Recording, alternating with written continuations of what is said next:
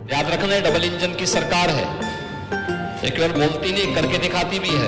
प्रदेश के अंदर 10 करोड़ लोगों को आयुष्मान भारत और मुख्यमंत्री जन आरोग्य योजना के अंतर्गत 5 लाख रुपए सालाना स्वास्थ्य बीमा का कवर भी ये सरकार उपलब्ध करा रही है।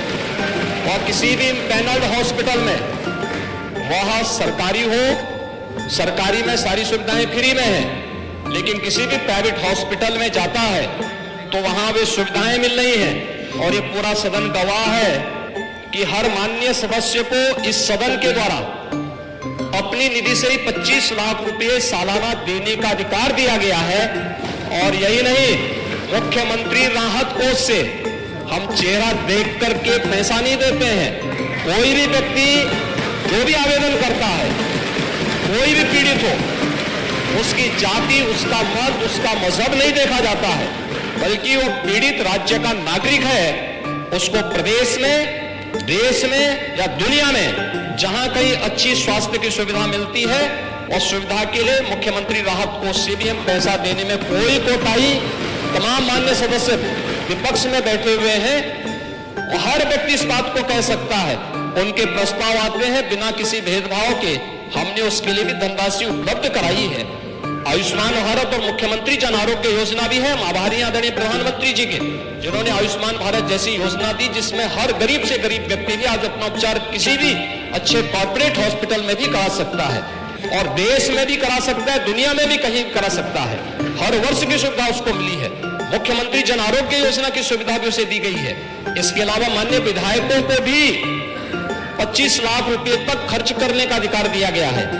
और इसके साथ ही मुख्यमंत्री राहत कोष भी उसके लिए उपलब्ध है। समस्या केवल इस बात की नहीं कि हम समस्या के समाधान की ओर जाएं, समस्या केवल हर मुद्दे का राजनीतिकरण करके समाज में अव्यवस्था पैदा करना, लोगों में असंतोष पैदा करने का जो कुत्सित प्रयास किया जाता है, वो तो कोरोना कालखंड में भी लोगों ने देख लिया था, जब आप लोग बहका रहे थे लोगों को कि वैक्सीन मत लगाना, ये मोदी वैक्सीन है, और लोगों को गुमराह कर रहे थे।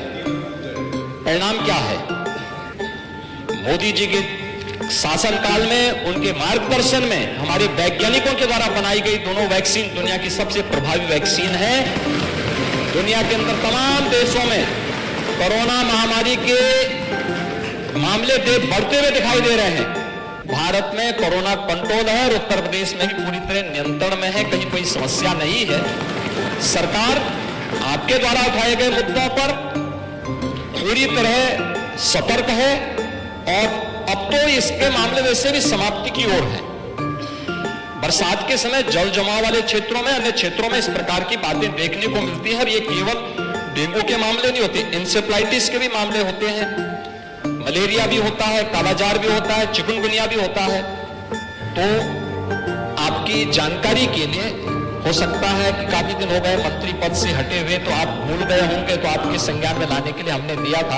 इधर रहते तो हो सकता है कि कुछ लॉलीपॉप मिल भी जाता, लेकिन वहां रहकर के वो कभी नहीं मिलना। महोदय, माननीय सदस्य ने बहुत महत्वपूर्ण मुद्दे की ओर ध्यान आकर्षित किया है, और सरकार इसको लेकर के पहले से ही अवेयर थी। अंतर विभागीय समन्वय से संचारी रोग नियंत्रण के लिए, आपने केवल डेंगू की बात की है, जब वेक्टर बॉर्न डिजीज की हम बात करते हैं तो केवल डेंगू उसमें नहीं आता है। वर्मा जी, आप तो चिकित्सा शिक्षा के मंत्री रहे हैं ना, तो केवल डेंगू नहीं आता उसमें, मलेरिया भी है, चिकनगुनिया भी है, कालाजार भी है। इन सभी से संबंधित वेक्टर बॉर्न डिजीज हो या फिर वाटर बॉर्न, जल जनित हो या फिर विषाणु जनित कोई भी बीमारी हो, इनके उपचार के लिए सरकार के स्तर पर एक समन्वित प्रयास किया गया है। और उस समन्वित प्रयास को ही हम लोगों ने संचारी रोग नियंत्रण का एक विशेष अभियान, वर्ष में 3 बार चलता है कार्यक्रम, जिसमें पहले 15 दिन संचारी रोग के लिए अवेयरनेस के साथ साथ अंतर विभागीय समन्वय से स्वास्थ्य विभाग नोडल विभाग होने के नाते सभी अन्य विभागों के साथ समन्वय के माध्यम से इन कार्यक्रमों को नियंत्रित करता है।